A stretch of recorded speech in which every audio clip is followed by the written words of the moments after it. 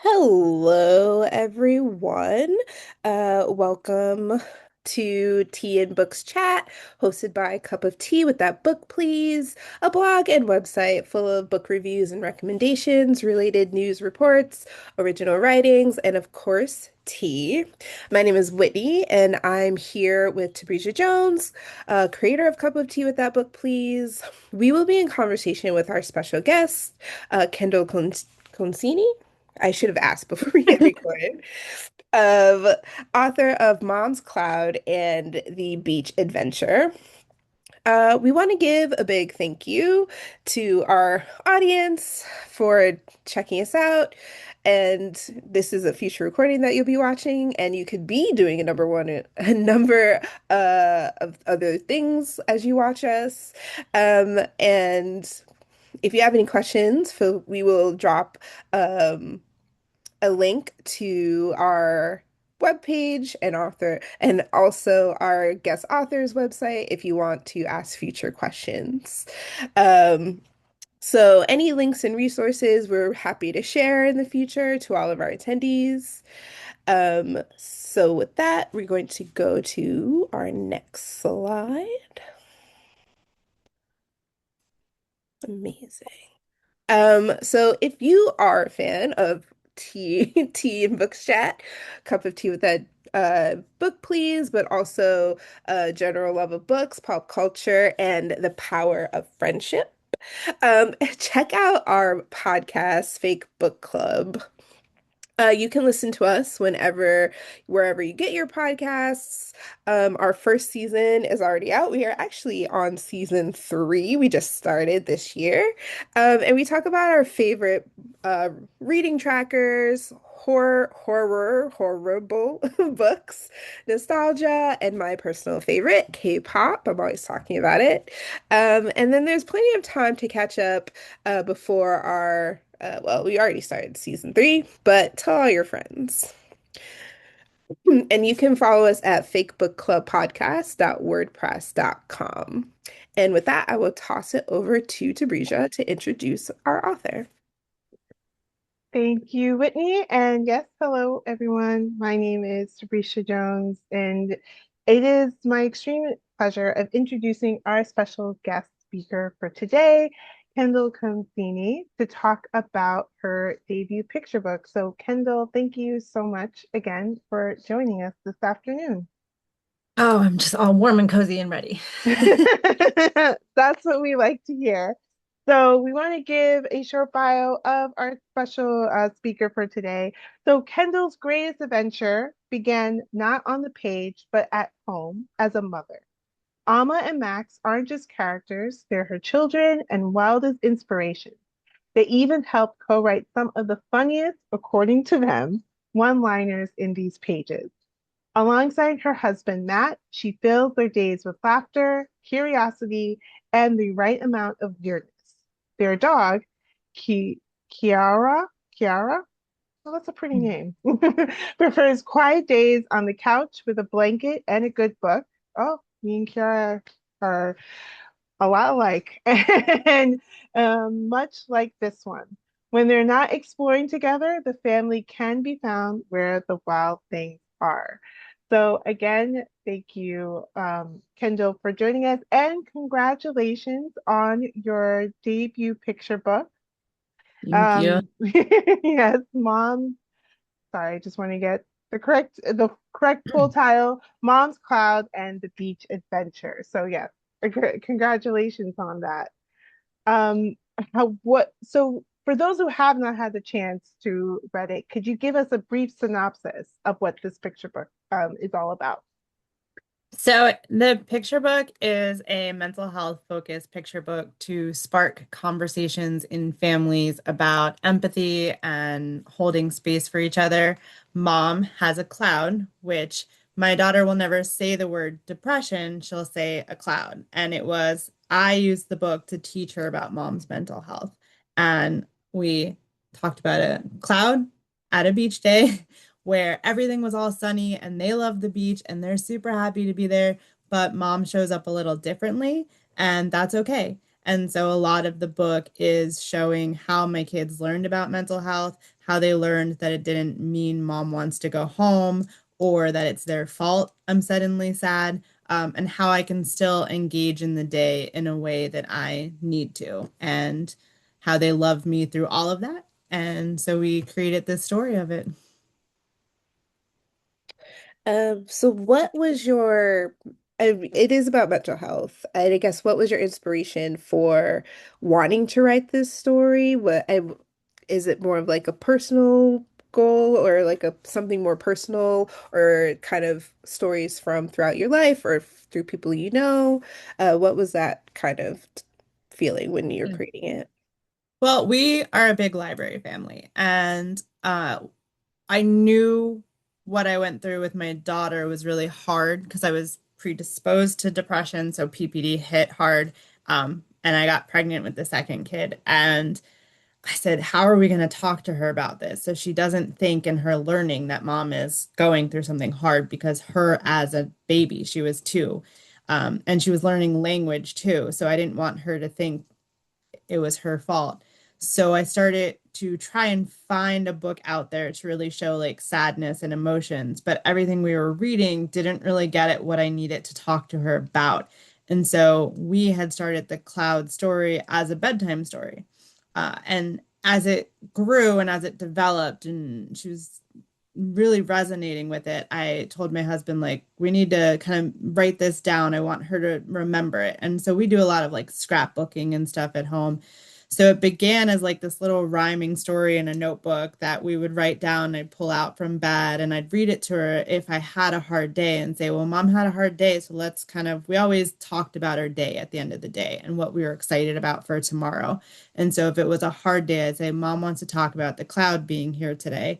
And we would do the bedtime story, and it was just sort of I needed a hobby because I had like physical health stuff going on. I said, all right, I'm gonna start to like make this a book. And I was gonna go on like Shutterfly and put pictures of our family at the beach. But as I was doing that and putting it out there as like an Instagram and distracting myself, I was like, this is sort of helping people that are following me. And so I wanted to create it as a book, and more so like a platform because we're doing a pay it forward program and we're reaching out and doing educational series to just talk to parents about like we think our kids are too young for this, but they are seeing you show up different. They catch on to everything. And so just have a fun, whimsical conversation in a way that's gentle to tell them it's a little cloudy, and kind of we're able to have a stronger relationship than hiding it from them.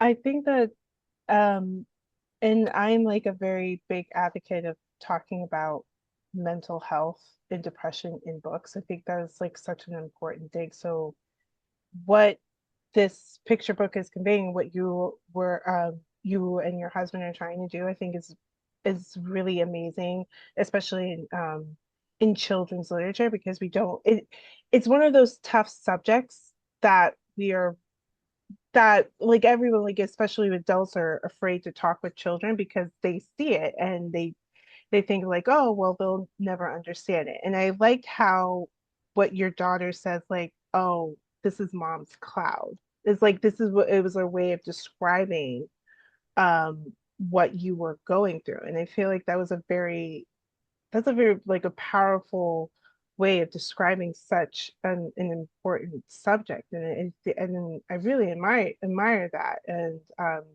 thank you for bringing like this like amazing picture book into the world because I think it's just like really dives into the subjects that need to be discussed more openly about. Um, how I think that it's like a perfect segue into our next question. Is like, what was your approach in tackling difficult or sensitive themes a children's book? Like, how did you go about it? So I am a very like analogy person. Whenever I was in therapy, my therapist would always have to describe what I was feeling as something else to kind of pull me out of like me feeling alone. So if she can give me an example of something or, this is like this, then I'd be able to grasp all the chaos in my head. And so when we started talking about mental health, I was like, I have to do it in a way that she understands. And the beach was natural. I don't love the beach. I love sitting and listening to the water. But once we had kids and you have to play and put sunscreen on and all that stuff, I was like, this is, oh. And I would tell her, like, how we go to the beach and you and dad have so much fun. And mom's just like, leave me alone here with my book. And dad does the lotion and dad does the playing and dad gets in the water. And so it was able to tell her, like, that's how it feels like when I'm sad. It just means I can pull out this cloud and when she sees it, she just knows, okay, give mom a second. Don't overload her with questions. Don't beg her to play horsey and stuff like that. And so it was an easy kind of tangible thing to show her instead of explaining like mom's having a hard day at work or something. And she's like, okay, what does that mean? And that shift was what worked for us to have something that I just took what she already knew and then created it into this story. And like you said, I tried going traditional, and the problem was a lot of people were like, oh, I don't resonate with this. And I was like, I'm happy. I'm so happy you don't resonate with depression. Other people do. And and that idea of like, we need to start this conversation because I don't want my daughter to find out all of this was going on later and think like I hid it from her. Or I don't want to have to hide it from her. I don't want to have to leave a room when I'm having a bad day and just say, I can't hang out with you because you'll see that I'm like fidgety and stuff. And so it was how do I kind of blend it to say, hey, mom might have showed up with a cloud, but I was still there because you understood I had a cloud. Amazing. Thank you for your candor on that. Being so open, honest about being a parent, but also um, being, like having the cloud kind of, but you're doing it so well. Um, and it's a book that's being well received, and I guess we just want to know, like, how has your family and friends feel about the book, how they receive the book? We are sure they're very proud, but how proud are they? Okay, I will like it's a spoiler to me, but this is going to air after. So later today we actually have our launch party. And I have been like practicing the speech in my head and I'm gonna like cry. My daughter's like, you're not gonna make it through this, mom. And I was like, no, I'm not. Um, I know that my family and friends would be there for me anytime I tell them I'm having a cloudy day. But when you have mental health mindset, you feel like a burden saying that. And so I haven't said to most of them, like, this is what I go through. My depression also manifests in like, I'm extroverted. It's high functioning depression. So I am the party planner because I can't sit at home. And so they all see me as the very loud, talkative planner. What is behind that is stuff I've never talked about. And so when I started sharing the book, I asked my husband, and this is my fun speech, so I'm practicing, but I asked my husband, like, I'm going to reveal a lot about our family. Are you okay with it? And he said, I was there for you when you were like doom scrolling on Reddit, feeling alone and stuff, and trying to kind of find mom friends and resonate and things. And he was like, if you put it out there and it helps someone the way it could have helped you, I'm fine with it. And that has kind of been our focus is in my head, it was always for the strangers, like always for that random mom on the internet. When we did it and we had this overwhelming response from family and friends that I knew would be there, but you don't convince yourself that.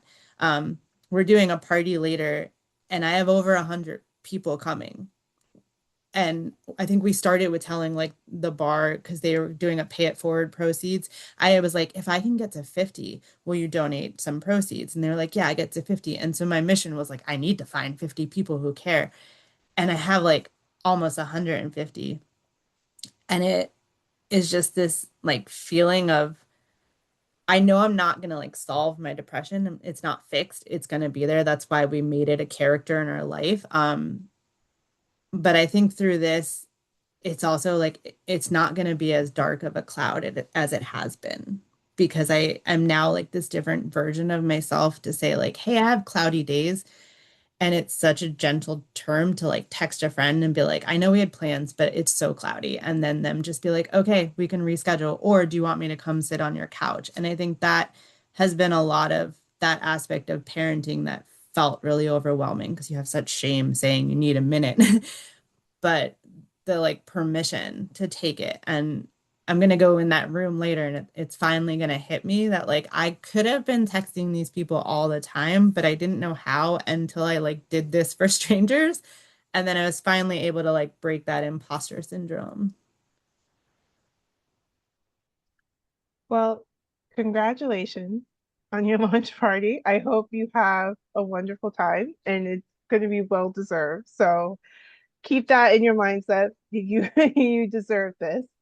Um, but your experience with like with this launch party is like part of like the self-publishing experience because you mentioned that you try to go the traditional way Mhm. and a lot and the traditional publishers they said they didn't resonate with it, which a lot of authors who decide to go the self-publishing route have received those same comments Mhm. from traditional publishers. So we wanted to ask, like, what was your experience self-publishing this picture book? Yeah. When I traditional was hard because one, it was resonating. Two, it was knowing what my depression was like. So in the book, a lot of um a lot of the supportive lines come from the family. And I was told like mom shouldn't be the point of view. Kids only will read their point of view. And I was like, no, we have a book that's a point of view of a banana. Like kids can expand their minds. And then it was, I said, mom, if she has a cloud, she can't cheer herself up. Like that's why you have friends and families. And then they wanted to cut some of the lines the kids said. And I was like, I don't want to do this if my daughter's like line finally made it and then you want to remove it. So when I went self-published, it was just like why many of us do it because it is your baby and you get to like really create it the way you want. And I've heard like some traditional, like they don't even get to do their own cover. And I was like, oh no, I would have hated if I didn't get to like tell the illustrator little things. And our illustrator, Juliana, like she put so much care into the collaborative process. Like there are so many hidden Easter eggs for my family in the pages that I just wouldn't have been able to do and get away with in traditional. And even the time she spent on calls with us and what she picked up on in the background of our house and like the way my kids dance in the background because they wouldn't leave me alone for a meeting, but then she drew them dancing and I was like, "Oh, so maybe it wasn't a bad thing. I could never get rid of them."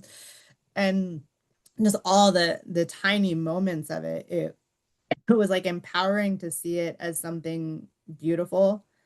And then with self-publishing, you have that control too of like how do you want to market it and how do you want to put it out there? And I try and tell people all the time, like I'm the worst at pitching. Like I've like donated so many copies. And just like probably like not the anti-author, but I'm just like a mixed up author where I'm like, oh yeah, I'm sure I'm supposed to sell it, but we've been donating, we've been doing pay it forwards, we've been giving away digital copies and stuff because it's really about the heart of the message and just existing out there so someone can find it when they need it. And so being able to control all that in the self-publishing world was what made it just such a great experience. No, that's great. We will be asking you, full disclosure, we will be asking you to do a little bit of a pitch at the end. So not to I put saw it. not to put some pressure, but it's totally fine. A lot of our authors uh are very can be very succinct or Hmm. very theatrical. It just depends on your mood. But I want to go back to how you mentioned Juliana, the illustrator for your book. How did the two of you connect? And what was it like working together? Because you were singing her praises a little bit, but if you Yeah. dive more into that, feel free. No, I do love this story. She was on Threads and she would just always post great advice about like what illustrators are supposed to do and what it all looked like. And I was out looking for an illustrator and had like no idea how to do it. So I was on all the different sites and stuff, and I was learning as she would post like questions to ask and red flags and stuff. But I like honestly didn't realize she did packages because she wasn't pitchy. Because like the second you post on Threads, you're looking for something, you're gonna get 8 million people. Like even if you don't post, you're looking for something, you're gonna get so many people. And one day I had like this super awful illustrator call and I had like asked her advice on like a red flag. And I was like, man, I wish you did books. And she's like, well, I do. And I was like, why have you not said anything? And then I was like, that's it. I don't like, you can send me the packet and stuff. And I remember telling my husband, like, I honestly, unless she comes back and is charging something like astronomical, I'm just gonna pick her. Like, I don't care if it's in her budget or not. Like, she's been holding my hand and never once said she did this.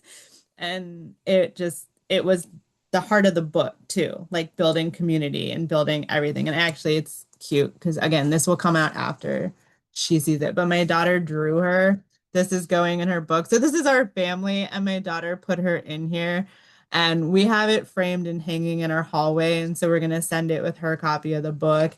And it's just everything she did. And I don't know, it's special. Like I know I'm supposed to be like business transactional, but I'm like I'll email her that all the time. I was like, I know I'm supposed to be professional, but this is gonna be a fangirl email.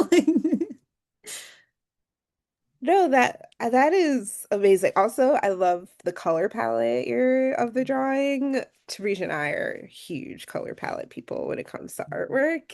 So that's very precious. I hope she loves it as much as we do. I feel bad that we're seeing it before she sees it, but whatever. We'll post this later and then she can get the full surprise. But I wanted to follow up with that. Uh, so in the book, spoilers, I guess, for who watches later, there is a photo of your family. And ha do you think that Juliana like captured the likeness? I already see you as the mom. Like Yeah. when you I'm looking at you right now, and then you look at the picture book, I'm like, that is definitely Kendall. But do you feel like she captured the essence of and likeness of your family pretty well? Or is there like a few tweaks here and there? No, it was a really cool process. Like she basically sent me a little interview thing that was like favorite this, favorite that. What would you do in this? And so everyone in the family had to answer it. And it was a very different experience because it's her question she would do for anyone doing a book as characters. So what do you think this character? For us, we were real people. So we would send her little videos like we would be out on a walk and I would get one of the kids to be like, Juliana wants to know your favorite thing. And like at one point, she asked Max about colors and he said cheese. And I was like, I don't know. And like she did make his shirt and bedroom have cheese stickers because she heard like every little weird thing.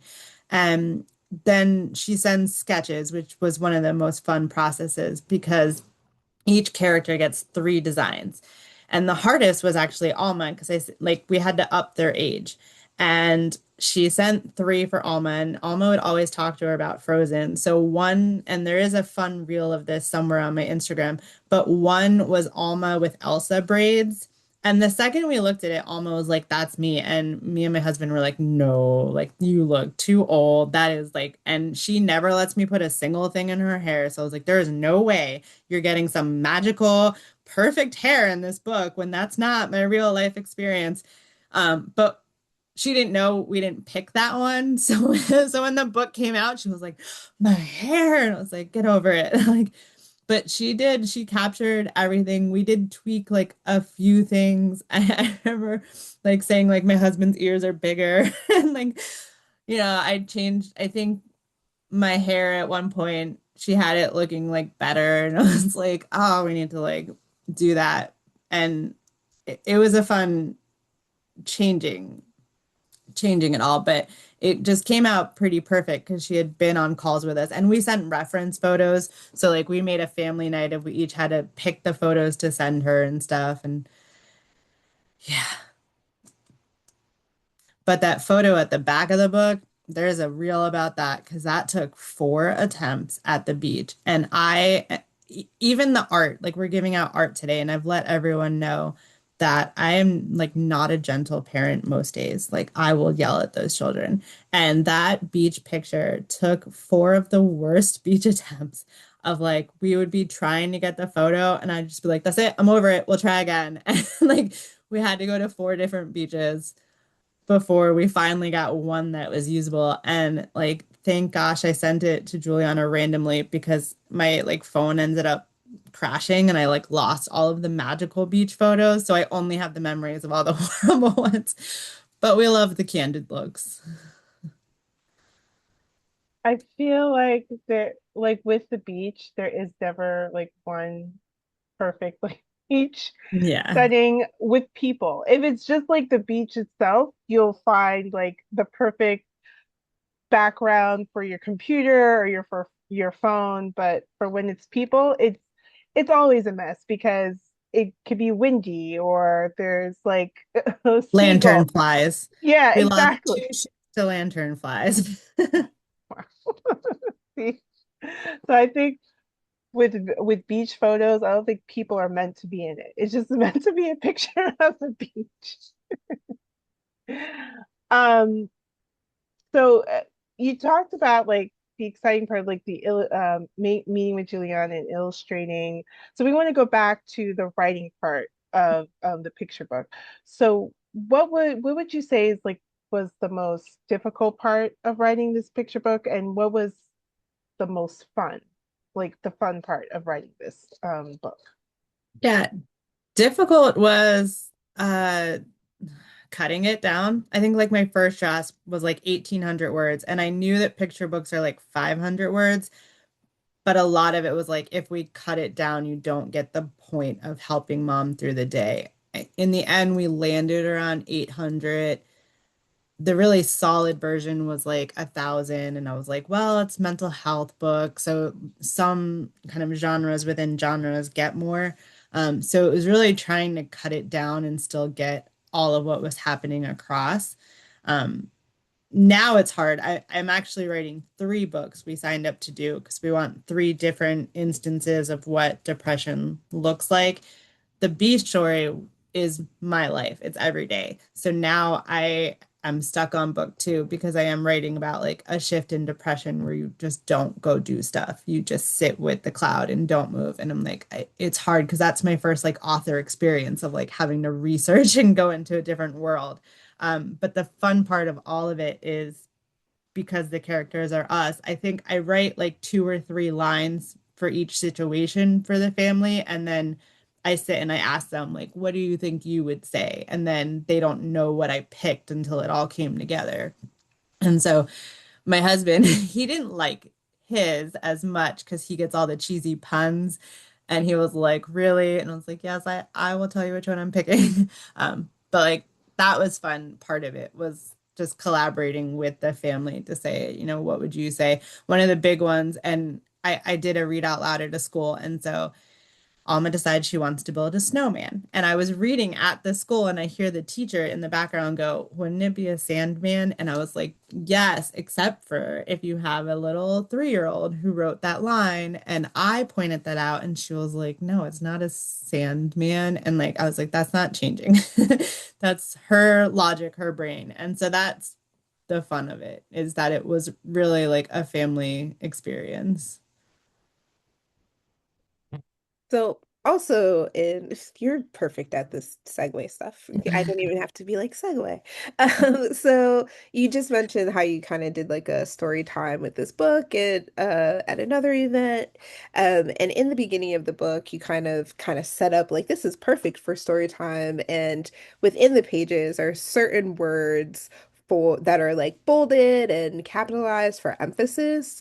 Can you talk a little bit more about the reason behind that style choice?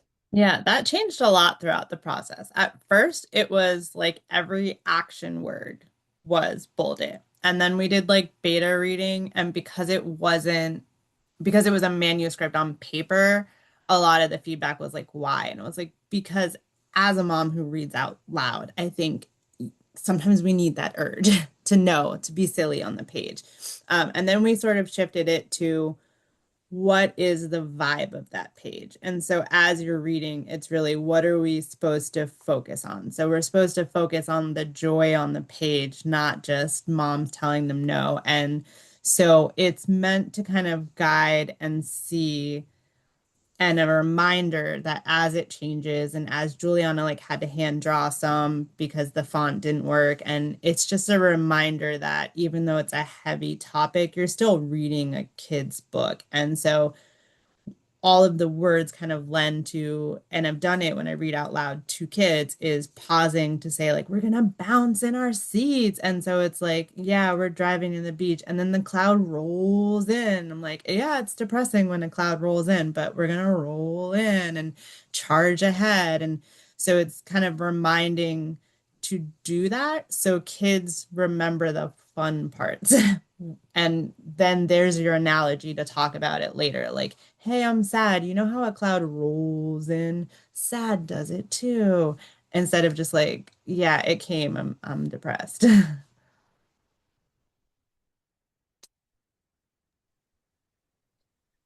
I love that. I think um like children's librarians, they try to do they don't do it as like like that. But which is good because I feel like they should do it like that. Just like with how they look at how the words are enunciated or how it's displayed on the page, they just go with the flow. But how you incorporated that for someone who is reading it out loud, that they just push like emphasis on those words especially. I think that would be very useful for parents, teachers, and librarians too when they're reading the book out loud. So that was very inventive. Um, so for our podcast, we're going to segue into a feature that we have with our special guest, which is called This or That. This is the bookish edition. So we give you two choices, and we get asked you to choose which one you prefer. So our audience members like get a feel for you and get to know you a little bit more.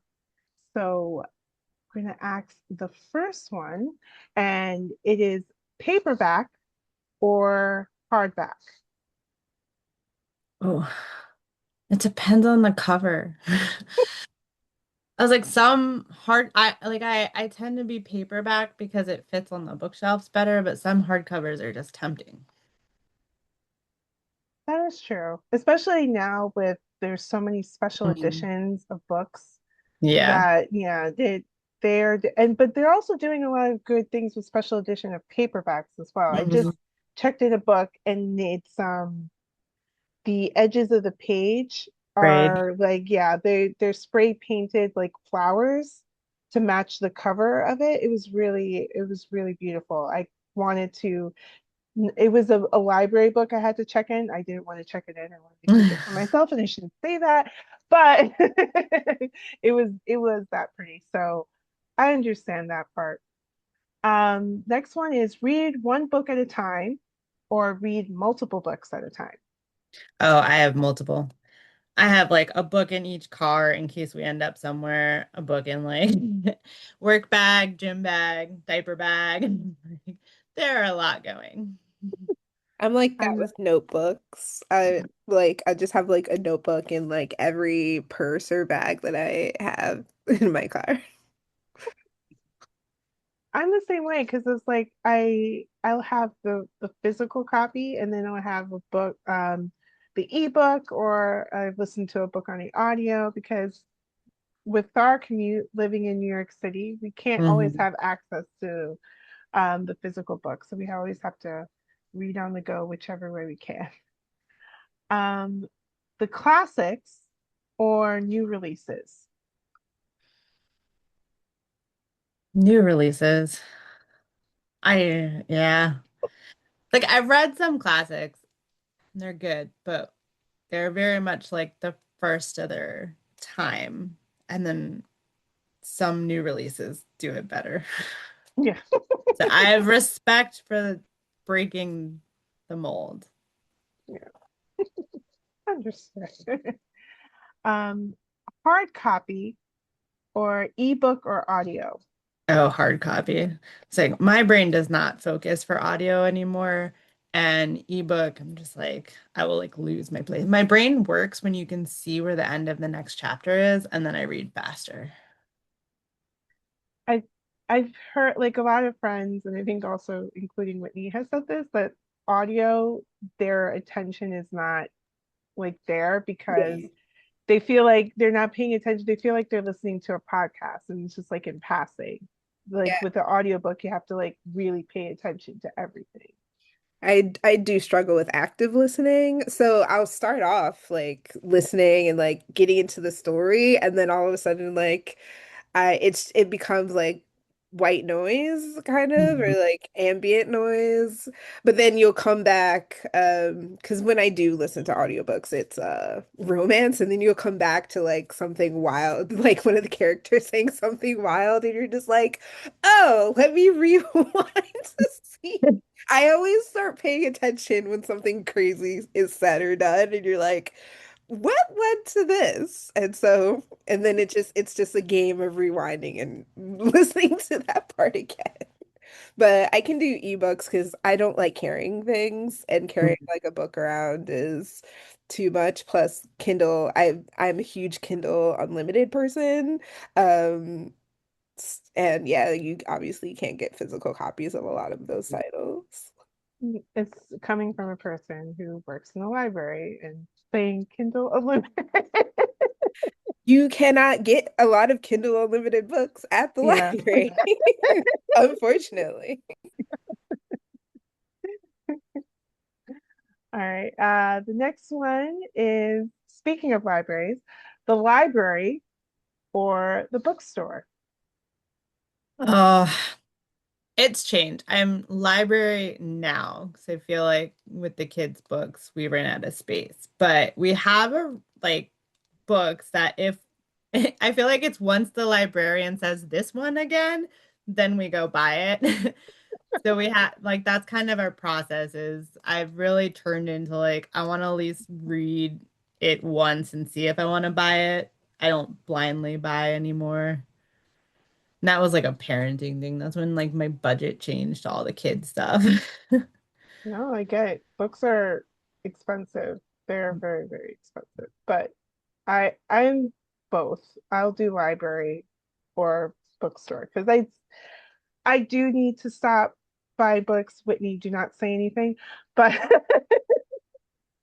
I with mean, I feel bad saying it as the author, but like that's why I tell people I'm like, I exist on Amazon because the libraries need you to, but we do it through our website so I can like discount everything. Mhm. No, I get it because it's with the end with a lot of like different companies that would sell to libraries are closing Mm. down, unfortunately, and Amazon is becoming like the point of sale for even Yeah. libraries to buy a lot of books. So, but as long as the books are getting to the people at a very an affordable or free price, that is my main concern. Yes. Bookmarks or page corner fold. I do have bookmarks, but I'm not above dog earing. I am pro dog earing, even a library book. I don't care. No, it destroys the page. Or it shows that that book was loved and read. and has gotten out there in the world. So I'm good. not a book purist, Kendall. So and my bookmarks are usually like a random piece of receipt Mhm. paper that's in my bag. So Hey, Yeah. hey, I'm not saying like get the fanciest bookmarks. I've gotten bookmarks from like thrift books, and it just says thrift books. Buy our next book here. I've used that. Like, and sometimes I'll even use a pen as a bookmark. Mhm. So not writing it obviously, but like if there's nothing else. write in it. You can write, well, not a library book. You can write Well, in a book. you'd be surprised what people write in library I Yeah. have a lot of the backgrounds framed. So I love Lord of the Rings, and we go to like used book places and we find editions, and I already have my editions that I reread. So I got editions and I tear them apart and I make backgrounds for our photos. So like our like wedding photos and stuff, we went to New Zealand for our honeymoon. And so behind all of our wedding pictures hung in our house, I took pages of stuff we saw in New Zealand where it was like filmed.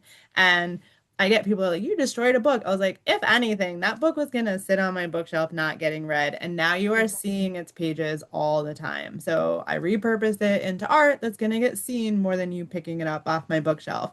And so that's kind of my like, I don't I'm loose with kind of book purist because I'm like, oh, I turn it all into something. We don't like when we get kids' books, the kids don't take care of the dust No, we jackets. don't. We take those off and we turn them into envelopes and art. And I'm like, it's fine. Yeah. The amount of damage I've seen with children's books, and they're like, well, like staff telling children, it's like, oh, protect the book. It's like, come on, what are we Mhm. kidding? Like, they're getting fun out of the book. We'll buy another one down in a couple of weeks. I have a few more. So read in silence or read with music. Oh, I need background noise. I like read while the family is watching a movie. My kids know. They'll be like, "Can we watch a movie?" And then they'll bring me my book. I'm like, "Yes." Like, where's the book before I answer? Um, Series or standalones. If it's a good series. If it's not good, I don't want to be in it. That is true. But I find that there's like so many more series than standalones. Like I'm starting to miss standalones because there are a few series Yeah. that I'm like invested. I will read until it ends, but I am finding that there are more series, and I kind of miss just reading a one-off book and Yeah. waiting for a new story. Yeah. That's how I prefer like I'm like both. I don't mind a series if like it's overlapping characters, but each book is its own thing. Like that's what they do. That's what is a thing in like the romance genre, like the heated rivalry books. Obviously, there's like a few characters that overlap, but each story you can read on its own without having to necessarily have read the book before it. So if I'm gonna read a series, like that is my preference, but I agree, like a standalone book is my ideal. Yeah, I love fantasy and I was trying to get my husband and I do our like own little book club and I wanted to get him into fantasy and I'm like, but he's not going to commit to reading like 5 books and it's so hard to find like a really well done standalone to just be like explore it and like Mhm. can't find it. And the last one, reading with tea or reading with coffee. Coffee or a cocktail. I'm gonna be honest. Perfect. That's a lot Yeah, my better. reading Cocktail for first. sure. Yeah, my reading isn't usually first thing in the morning. It's like at the end of the day. So, Yeah. What's your No. cocktail of choice? Yes. uh, right now I got into gin and tonics. It's just like lighter, but usually in Manhattan. Ooh. Ooh, I Yeah. love it. I'm an old fashioned Mhm. person, but I do like a gin based like the Hmm. bee's knees or something. It's really good. We're I all like a adults here. glass We of can talk about cocktails. yeah. I like a glass of wine. Like I like sweet wine, so rosé and with like reading that's really good. My last kid, we had two wine racks. Like we were so into dry red wine. And after the second pregnancy, when I came back to it, I was like, I can't do it. And it was so sad. So I was like giving away all my bottles. Sometimes I'd open it for a friend and like take a sniff and I'd be like, nope, nope. So yeah, I turned to whiskey. Oh, Yeah. I'm such a yeah, whiskey Whitney loves whiskey. and bourbon. Oh my God. Yeah. We're this is not a drinking podcast author event. So we have a few more questions for you before we kind of wrap up. Um one of them is which books or authors have had the biggest impact on you or your career Hmm. or I inspired you? the books, I mean, I have like Where the Wild Things Are tattoos and Mm. Alice in Wonderland is our whole house because I actually don't love Alice. She's a little like whiny and she wants to leave Wonderland the whole time. I like Wonderland. Um, so Erin Morgenstern, like her books about the Starless Sea and a lot of that. Alma's Name comes from The History of Love by Nicole Krauss. And I just love books that are kind of escaping. And then on the complete opposite side, I'm obsessed with Chuck Palahniuk. So when people like ask me my favorite book, I'm like, I don't want to tell you because like it's really warped, haunted. And then they're like, this is your favorite. And I was like, yes, it's just dark and weird and I love it.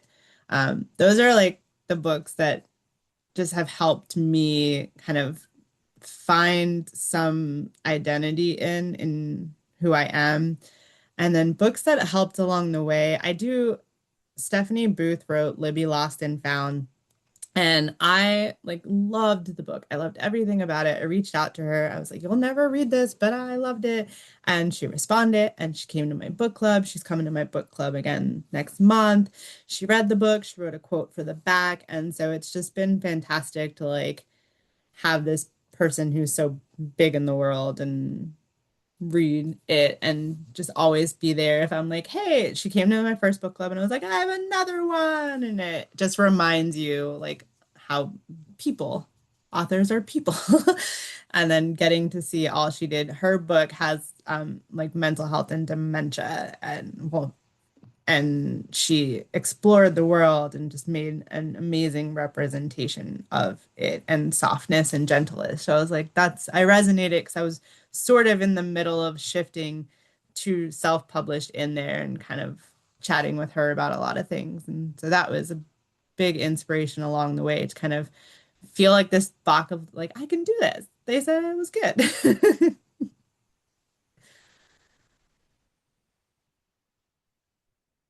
And I know you mentioned this before that you were working on like three more picture books. Like is there any more you can tell us a little about any upcoming projects that you are currently working on? Yeah, so we're gonna go to the park next. I don't have a title. It sounds boring to just be like Mom in the Park Adventure. So we're going to the park next, and then that is just going to be a different representation of like other types of depression. And then the last one is going to be home to represent just those who can't get up and do because the cloud's there. And so after that, hopefully done because like I don't have any grand ideas, but I will have you have to actually like buy a pack of like 10 ISBNs, so there will be four. So maybe by then Alma's like she has a lot of ideas and stuff. So I told her if she wants to write something, we can do something. That's her focus. Right now she's in her drawing era, so everything is K-pop.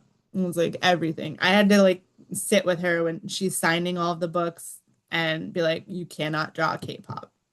That is not what this is about, even though it's amazing. Um, so that's what I'm working on, but I'm out there doing a lot of like either reading at schools And I'm also doing like education series for like postpartum groups and mom groups to do more of the mental health side. So that's a big focus and like excitement. And I have to like remember to go market the book, but I like as a creating and doing that and be like, oh no, but I like these mental health groups I'm working with. Amazing. Well, we are at our final question, and this is a question that mentioned a little bit earlier in our talk. Um, we are we asked this of all of our guests to do a book talk, and a book talk is like a 30-second or shorter to 1 minute elevator pitch on why folks at home, folks who are going to watch this later should read Mom's Cloud and the Beach Adventure. And again, this is no pressure. It doesn't have to be super long. One of our favorites is just an author holding up the book and like, this is a I book. do. Here are the pages. You should read it. So if you want to be, and then others are like, this is the grandest thing you'll ever read in your life, and it's filled with love and romance and action and adventure, yada yada yada. So you can be as grandiose or as not so grandiose as you want. We'll give you a couple seconds to think through it, and then the floor is yours. So go ahead when you're ready. I was like, all my props are packed in the car for the party. Um, my pitch is it is okay to not be okay. We all have cloudy days. We all have those moments where you either need a hug or you need everyone to get away from you. And even though this is a children's book, it's really for everyone who has someone in their life that they love. Read the book, learn what a cloudy day looks like, learn how to support someone, and learn how to hold space and remind yourself that it is a part of you, not all of you, and that clouds do not last forever. Yay. I don't That's have a book, perfect. but pretending to read. We'll show it, I promise. I Uh like that. yes, do like the book is there, but it's all good because you have at the time of this recording, you have a party to get to later, and that's perfectly okay. I'm gonna toss it back to Sabrina to close us out. Yes.